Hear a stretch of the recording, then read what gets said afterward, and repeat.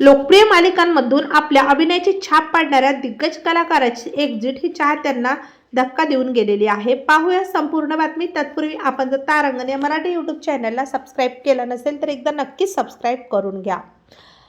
लोकप्रिय मालिका the Sopranos मधील गँगस्टरच्या भूमिकेमुळे घराघरात पोहोचलेले ज्येष्ठ अभिनेते विन्सेंट पास्टोर यांचे निधन झालेले आहे. वयाच्या 80व्या वर्षी त्यांनी अखेरचा श्वास घेतला. त्यांच्या निधनाची माहिती अभिनेते आणि सहकलाकार मायकल इम्पेरियोली यांनी सोशल मीडियावरील पोस्टद्वारे चाहत्यांना दिलेली आहे. त्यांच्या निधनामुळे जगभरातील चाहत्यांमध्ये मोठी शोककळा पसरलेली आहे.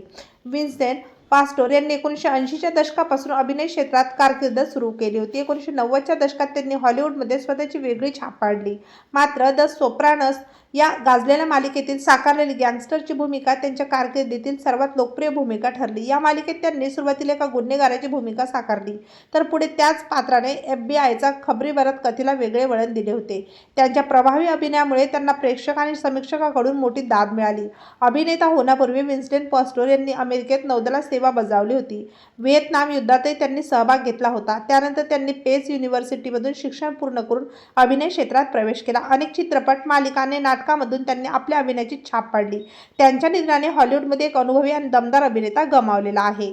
तेव्हा मित्रांनो, आपल्या तारांगण या मराठी यूट्यूब चॅनलतर्फे सुप्रसिद्ध अभिनेते